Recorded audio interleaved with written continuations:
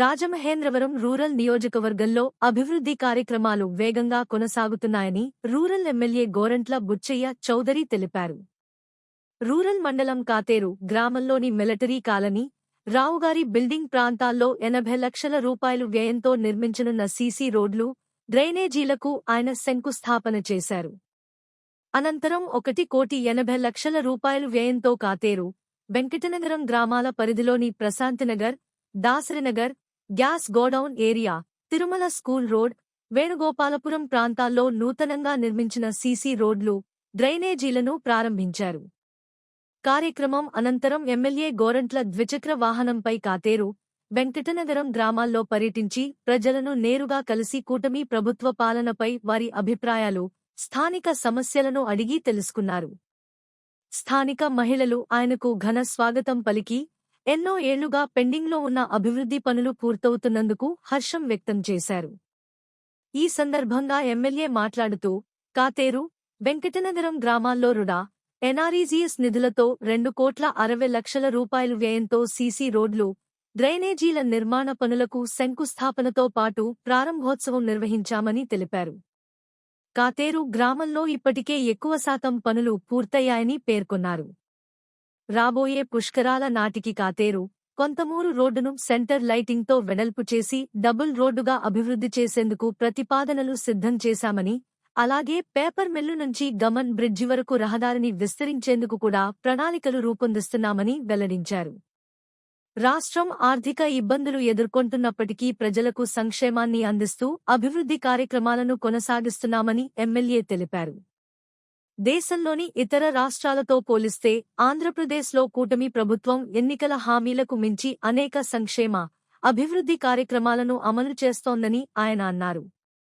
ఈ కార్యక్రమంలో MPDO Sunil Armstrong, నియోజకవర్గ పరిశీలకులు శ్రీనివాస్ యాదవ్, గంగిన హనుమంతరావు, నున్న కృష్ణ, గంగిన రంగయ్య చౌదరి, నాని, యానాపు యేసు, మద్దామణి, గంగిన జాహ్నవి, కురుకూరి కిషోర్, దాసరి భూషణం, ఈదల రాఘవబాబు, పంచాయతీరాజ్ డిఈ రామకృష్ణ, ఏఈ సంపత్ కుమార్, పంచాయతీ కార్యదర్శి రాధాకృష్ణతో పాటు పలువురు ప్రజాప్రతినిధులు, అధికారులు, స్థానిక నాయకులు పాల్గొన్నారు.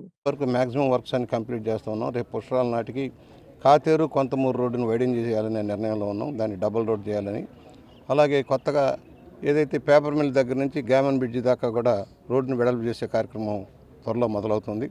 ఇప్పుడే సోదరులు చెప్పిన ఒక రోడ్డు ఏదైతే ఉందో హైవే నుంచి డౌన్ స్ట్రీమ్ కాతేరు వైపు వచ్చే రోడ్డు కూడా ఒకటి చూపించారు. దాన్ని కూడా కంప్లీట్ చేసి ఏదైతే టన్నెల్ ఇరుగ్గా ఉందో ఆ టన్నెల్ దగ్గర ఇబ్బంది లేకుండా చేయడం కోసం ఒక కార్యక్రమం తీసుకుంటాం. ఒక సంవత్సరంలో ఎంఎన్ఆర్జీఎస్ కింద జల్ జీవన్ మిషన్ కార్యక్రమం కింద ఇవాళ 196 కోట్ల రూపాయలు మనకు శాంక్షన్ అయింది. దానిలో బాగా వెంకటనగరం, కాతేరు, కొంతమూరు, తొర్రేడు ఈ ప్రాంతానికి కూడా ఇంటింటికి ఉచిత కుళాయి వేసే కార్యక్రమం అమలవుతుంది. స్కీమ్ మొదలైంది. ఒక సంవత్సరం పడుతుంది. ఈ కనుక కంప్లీట్ అయ్యి గోదావరి నీళ్ళు బోర్ల మీద ఆధారపడకుండా ఇంటింటికి గోదావరి నీరు ఇవ్వాలనే లక్ష్యంలో ఈ కార్యక్రమం అవుతుంది. శుద్ధి చేసిన నీరు ధవళేశ్వరం ఇంటేక్ పాయింట్ దగ్గర నుంచి తీసుకొని బొమ్మూరులో ఫిల్టరేషన్ చేసిన తర్వాత ఈ ప్రాంతానికి అంతా సప్లై చేసే కార్యక్రమం అమలు చేస్తున్నాం. ఇప్పటికీ అనేక రిజర్వాయర్ల నిర్మాణం జరుగుతుంది. శివారు ప్రాంతాలు కూడా రోడ్లు వేస్తున్నాం. ఇవాళ వెంకటనగరంలో కూడా ఇవాళ చాలా భారీగా కార్యక్రమాలు మనం చేర్పించాం. ఎప్పటి నుంచో కోరికలు, ఇవాళ సమస్యలు ఉన్నాయి. డ్రైనేజ్ వ్యవస్థ ఇవాళ మెయిన్ డ్రైన్ కూడా దాదాపుగా 1,20,00,000 రూపాయలతో మెయిన్ డ్రైన్ కూడా చేస్తున్నాం రెండు పక్కల. దాన్ని కూడా ఎప్పుడైతే చేసామో ఈ మురుగునీరు పారుదల వ్యవస్థ మెరుగుపడుతుంది. కొంతమూరులో 12 కోట్ల రూపాయలతో పనులు చేస్తున్నాం. అది కూడా పెండింగ్లో ఉన్నాయి. కొన్ని వర్క్లు రాబోయే 1 వీక్లో కంప్లీట్ చేసి ఈ డ్రైనేజ్ వ్యవస్థ, అస్తవ్యస్తంగా ఉన్న డ్రైనేజ్ వ్యవస్థను సరిచేసే లక్ష్యంలో కార్యక్రమం తీసుకున్నాం. కొంతమూరులో కూడా మెయిన్ డ్రైన్లు 2-3 డ్రైన్లు, పెద్ద డ్రైన్లు ఉన్నాయి. ఒక 6 కోట్ల రూపాయలు దానికి వెచ్చిస్తా ఉన్నాం. అభివృద్ధిలోనే ఇవాళ కడియం మండలంలో కావచ్చు, రూరల్ మండలంలో కానీ భారీ ఎత్తున కార్యక్రమాలు నడుస్తున్నాయి. ఏనాడు లేని కార్యక్రమాలు నడుస్తున్నాయి. రాజమండ్రి నగర పరిధిలో కూడా వార్డులో కొన్ని డ్రైనేజ్ వ్యవస్థ అస్తవ్యస్తంగా సరి చేయాల్సిన అవసరం ఉంది. ఒక భారీ ప్రాజెక్ట్ టేకప్ చేసి గోదావరి కాలుష్యాన్ని తగ్గించే యత్నంలో మేము కార్యక్రమం తీసుకున్నాం. ఏదైతే గోదావరిలో మురుగునీరు వెళ్లకుండా చేయడం కోసం ఒక 1,450 కోట్ల రూపాయలతో కేంద్రం నేషనల్ రివర్ కన్జర్వెన్సీ కింద శాంక్షన్ చేయమని అడుగుతూ ఉన్నాం. అది కూడా వస్తే అసలు గోదావరిలోకి నగర ప్రాంతంలో మురుగు జారకుండా చేసేదానికి, శుద్ధి చేసి కిందకు పంపించేదానికి అవకాశం వస్తుంది. ఆ వైపు కూడా దృష్టి సారిస్తున్నాం. ఒక బైపాస్ రోడ్ నిర్మాణం కూడా టేకప్ చేయాలి. ఇవాళ పుష్కరాలకి నగరానికి వచ్చే కోట్లాది మందికి ఇబ్బంది లేకుండా చేయడం కోసం అనుసంధాన రోడ్లు ఇవాళ తొర్రేడు నుంచి మధురపూడి మీదుగా గాడాల, నిడిగట్ల ఆ ప్రాంతాల నుంచి వెళ్ళి ఇవాళ దివాన్ చెరువు, శ్రీరాంపురం పుణ్యక్షేత్రం, నామవరం మీదుగా వెళ్ళి చైతన్య నగర్ దగ్గర హైవే కలిసేలాగా ఒక బైపాస్ రోడ్డు కూడా నిర్మాణం తలపెట్టాం. దాన్ని గవర్నమెంట్ ఆఫ్ ఇండియాకి పంపించి ఆయన సహకారంతో కూడా గడ్కరీ గారి సహకారం తీసుకుని 33 కిలోమీటర్లు వస్తుంది. అది చేస్తే ఒక outer ring road, semi outer ring road వచ్చేదానికి అవకాశం ఉంది. ఆ వైపు కూడా మేము దృష్టి సారిస్తున్నాం. అందువల్ల అభివృద్ధిలో మేము ముందుకు దూసుకెళ్తున్నాం. ప్రభుత్వ సహకారం, కేంద్ర రాష్ట్ర ప్రభుత్వాల సహకారంతో, మోడీ గారి సహకారంతో, చంద్రబాబు గారు, పవన్ కళ్యాణ్ గారు, లోకేష్ గారు చేసిన కృషి వల్ల ఇవన్నీ సాధ్యమవుతున్నాయి. ఒకవైపు సంక్షేమం, మరోవైపు అభివృద్ధి. సంక్షేమానికి సంబంధించి ఏదైతే ఇచ్చిన వాగ్దానాలను అమలు చేస్తున్నాం, పెన్షన్లు 1వ తారీఖు ఇస్తున్నాం. ఆల్రెడీ రేపు 1వ తారీఖు ఇచ్చే పెన్షన్ ఇవాళ డబ్బు రిలీజ్ అయిపోయింది. 1వ తారీఖు జీతాలు ఇచ్చే కార్యక్రమం అమలవుతుంది. ఉచిత గ్యాస్ సిలిండర్లు ఇచ్చే కార్యక్రమం అమలవుతోంది. తల్లికి వందనం అవుతోంది. రైతు సంక్షేమం కోసం ఇచ్చే 20,000 రూపాయల స్కీమ్ అమలవుతోంది. ఉచిత బస్సు సౌకర్యం అమలవుతోంది. ఇవన్నీ కూడా చేస్తున్నా కూడా ప్రతిపక్షం బురద జల్లే కార్యక్రమం అమలు చేయడం చాలా దురదృష్టకరం. సంక్షేమం, ఆర్థికంగా ఇబ్బందులు ఉన్నా కూడా ఇన్ని సంక్షేమ కార్యక్రమాలు అమలు చేస్తున్న ఏకైక రాష్ట్రం ఆంధ్రప్రదేశ్. దానికి చంద్రబాబు గారికి మేము ధన్యవాదాలు తెలియజేస్తా ఉన్నాం.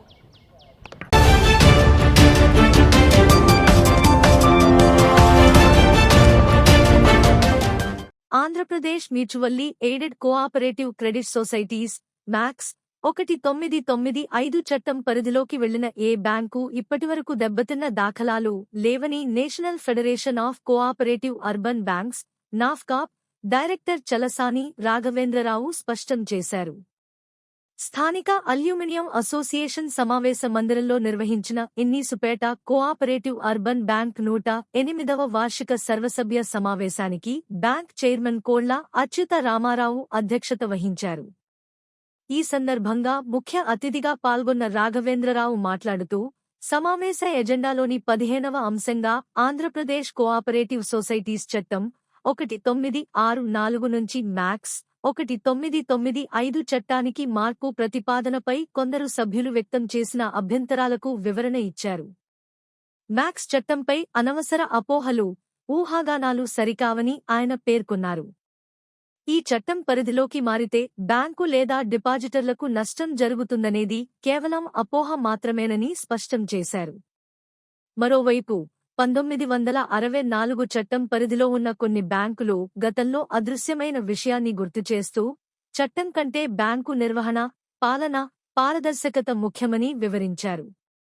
ఇన్నీసుపేట కోఆపరేటివ్ అర్బన్ బ్యాంక్ ఖాతాదారుల సంక్షేమాన్ని ప్రధానంగా భావిస్తూ సమర్థవంతంగా పనిచేస్తోందని ఆయన కొనియాడారు. సహకార బ్యాంకులు స్వతంత్రంగా అభివృద్ధి చెందాలని, రాజకీయ భేదాభిప్రాయాలు ఖాతాదారుల సంక్షేమానికి ఆటంకం కలిగించే విధంగా ఉండకూడదని సూచించారు. బ్యాంక్ చైర్మన్ కోళ్ల అచ్యుత రామారావు మాట్లాడుతూ, మ్యాక్స్ 1995 చట్టానికి సంబంధించిన పూర్తి వివరణను జిల్లా సహకార అధికారికి అందజేశామని తెలిపారు. అలాగే ఈ చట్టానికి సంబంధించిన కోఆపరేటివ్ బైలాలోని నిబంధనల ప్రతులను సభ్యులకు పంపిణీ చేసినట్లు చెప్పారు. మ్యాక్స్ చట్టం అమలును వ్యతిరేకిస్తూ కొందరు కోర్టును ఆశ్రయించిన నేపథ్యంలో న్యాయస్థానం ఏ తీర్పు ఇస్తే దానిని గౌరవించి అమలు చేస్తామని ఆయన స్పష్టం చేశారు. ఈ సమావేశంలో బ్యాంక్ సీఈఓ పాలకోడేటి రమణ కుమార్, పాలకవర్గ సభ్యులు, షేర్ హోల్డర్లు, ఖాతాదారులు మరియు ఇతర సభ్యులు పాల్గొన్నారు. అందరికీ నమస్కారం అండి. ఈ రోజున the Innisupeta cooperative urban bank 108వ సాధారణ మహాజన్ ఏర్పాటు చేయడం జరిగింది. ప్రతి సంవత్సరం కూడా జూన్ నెలాఖరికి మహాజన్స్ పెట్టాలి. ఆర్బీఐ గైడ్లైన్స్, ఆర్సీసీ గైడ్లైన్స్ ప్రకారం పెట్టడం జరిగింది. అందులో ఒక 17 ఎజెండాలు పెట్టడం జరిగింది. 17 ఎజెండాల్లో ఒక ముఖ్యమైన ఎజెండా 15వ ఎజెండా 1964 యాక్ట్లో ఉన్నాం. మేము ఇప్పుడు 1995 యాక్ట్లోకి వెళ్ళడానికి మార్పు చేయడానికి ఎజెండా పెట్టడం జరిగింది. ఆ ఎజెండా నిమిత్తం కొంతమంది గత వారం రోజులుగా రకరకాలుగా ఆందోళన చెందుతూ బ్యాంకు గురించి కూడా రకరకాలు చెప్పడం జరిగింది. దాని మింజువలి ఈ రోజున కొంతమంది రావడం, ఆ యాక్ట్ గురించి అడగడం, మీటింగ్లో చెప్పడం జరిగింది. మా రాష్ట్ర federation secretary, Visakhapatnam bank chairman అయిన చలసాని రాఘవేంద్రరావు రావడం జరిగింది. వచ్చి వాళ్ళ బ్యాంకు 95 యాక్ట్లో ఉంది. గత 20 సంవత్సరాల నుంచి కూడా 95 యాక్ట్. దానికి ఉన్న మంచి చెడులు చెప్పి ఆయన ఉన్న అనుభవంతో చెప్పడం జరిగింది. కొంతమంది వ్యక్తులు దాన్ని వ్యతిరేకించారు. వ్యతిరేకిస్తే గత 2 రోజుల క్రితం కొంతమంది ఇద్దరు వ్యక్తులు హైకోర్టుకి వెళ్ళడం జరిగింది. హైకోర్టులో స్టే ఇవ్వమని అడిగారు. స్టే ఇవ్వలేదు కాబట్టి దాన్ని వాయిదా వేశారు. రేపు సోమవారం కానీ బుధవారం వాయిదా పడుతుంది. ఆ వాయిదాలో నిర్ణయిస్తామని చెప్పారు. సభ్యుల కోరికపై హైకోర్టు వారి నిర్ణయం ప్రకారం 64 నుంచి 94లో వెళ్ళడానికి నిర్ణయం తీసుకుంటూ మేమంతా సాధారణ మాధ్యమంలో చెప్పడం జరిగింది. వాళ్ళందరూ కూడా దానికి అంగీకరించి అందరూ కూడా బయటికి వెళ్ళడం జరిగింది. అందువలన ఏంటంటే ఎప్పుడు కూడా 94 యాక్ట్ అంటే కొత్తగా మన సొసైటీ యాక్ట్నే ఉన్న సొసైటీలు వేరు, ఇప్పుడు వేరు. బ్యాంక్ని సొసైటీగా మారుతుంది. అంటే బ్యాంక్ లైసెన్స్ ఉంటుంది, రిజర్వ్ బ్యాంక్ గైడ్లైన్స్ ఉంటాయి, ఆర్డిఎస్ గైడ్లైన్స్ అన్నీ ఉంటాయి. ఇప్పుడు యాసిస్కి ఎలా ఉందో అన్నీ ఉంటాయి. ఒక పాలక వర్గం ఎన్నికలే తప్ప దాన్ని సంవత్సరానికి ఇద్దరు తప్ప మారుతారు, కొత్త వాళ్ళు వస్తుంటారు, పాత వాళ్ళు వెళ్తుంటారు. ఇందులో ఒక ఎలక్షన్ బాడీ ఒకటే మారదు తప్ప. దీనికి కూడా ఎందుకంటే 64 యాక్ట్లో 5 సంవత్సరాలకు ఒకసారి ఎలక్షన్ జరుగుతుంది. 5 సంవత్సరాలు అయిపోయాక గత కొన్ని బ్యాంకులకు కొన్ని ఇబ్బందులు వస్తున్నాయి.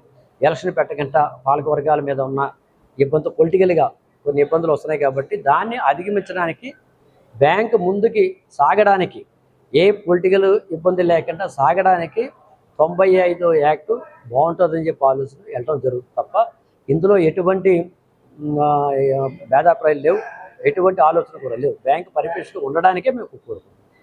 దానివల్ల ఈ రోజున మహాజన సభ చక్కగా అవుతుంది. ఇంకా 6 గంటల వరకు ఖాతాదారులు వస్తారు కాబట్టి వాళ్ళందరికీ కూడా అన్నీ చెప్పి బ్యాంకు పరిపుష్టిగా ఉండడానికి వాళ్ళందరూ సలహా తీసుకొని ముందు జరుగుతుందని కోరుకుంటున్నాం.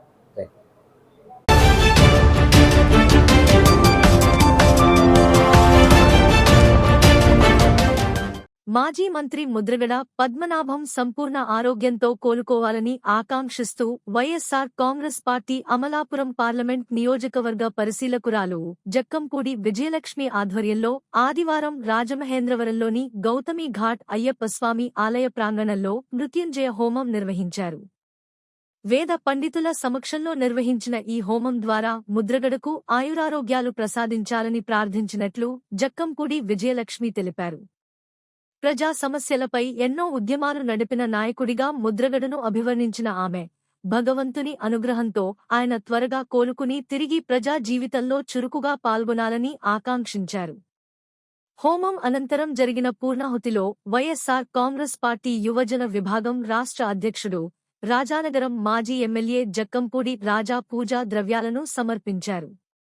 ఈ సందర్భంగా జక్కంపూడి రాజా మాట్లాడుతూ, ముద్రగడ పద్మనాభం సంపూర్ణ ఆరోగ్యంతో ఆస్పత్రి నుంచి తిరిగి రావాలని తమ కుటుంబం తరపున ఈ మృత్యుంజయ హోమం నిర్వహించినట్లు తెలిపారు. ప్రజా సమస్యల కోసం జీవితాంతం పోరాడిన ముద్రగడకు పరమశివుడు ఆయురారోగ్యాలు ప్రసాదించాలని ప్రార్థించినట్లు చెప్పారు.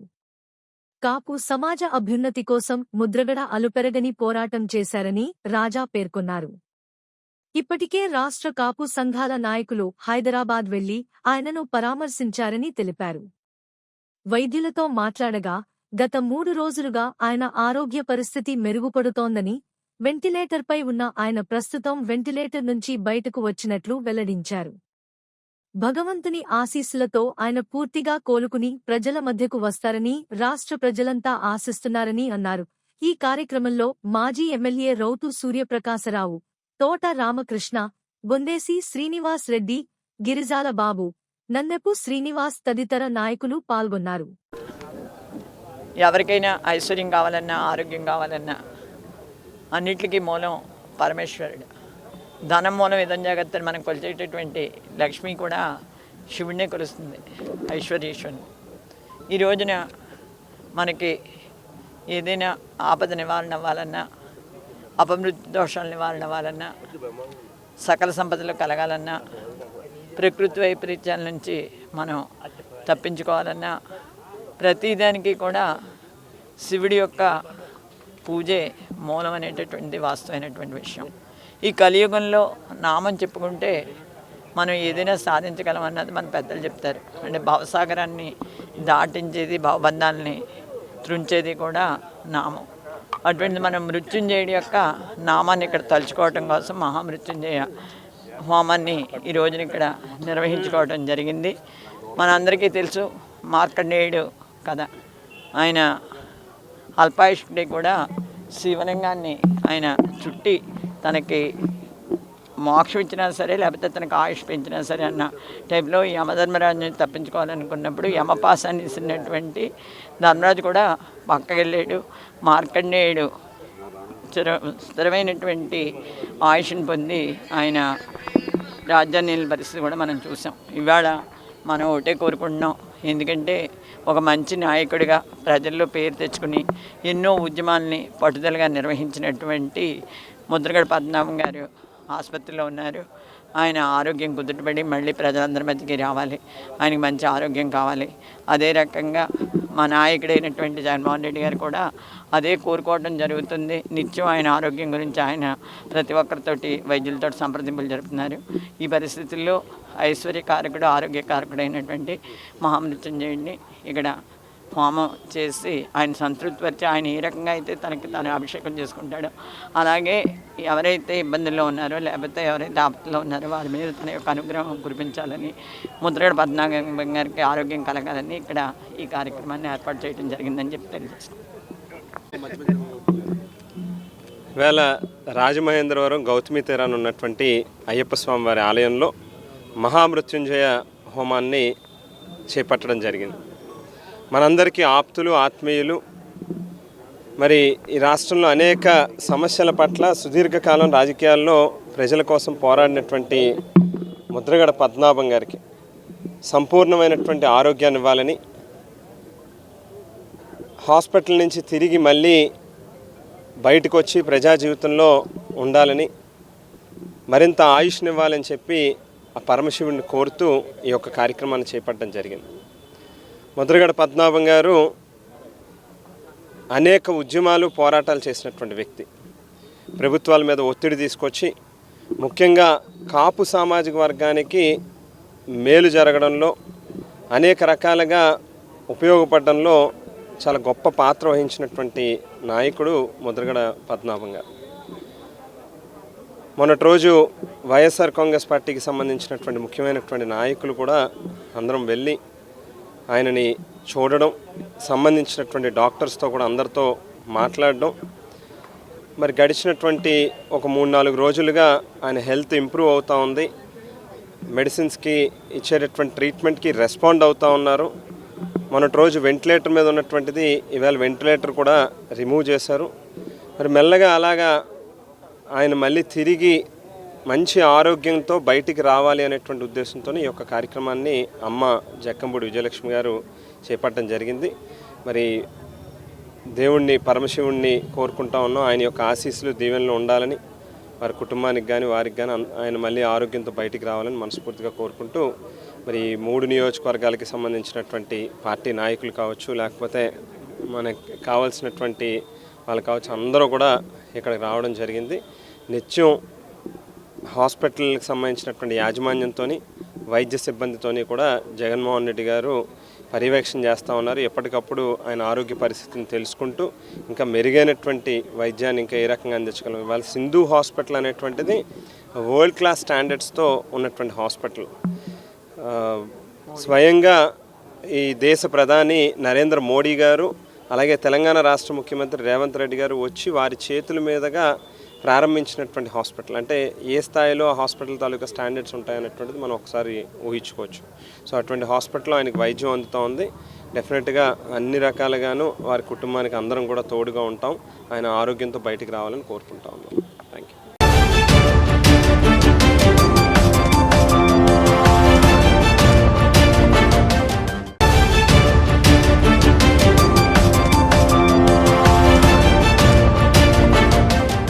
వాసవి క్లబ్ ఇంటర్నేషనల్ ఆదేశాల మేరకు ఊరూరా వాసవి క్లబ్ సేవ అనే నినాదంతో వాసవి క్లబ్ మల్లయ్యపేట ఆధ్వర్యంలో డాన్ టు డస్క్ సేవా కార్యక్రమాలను ఘనంగా నిర్వహించారు.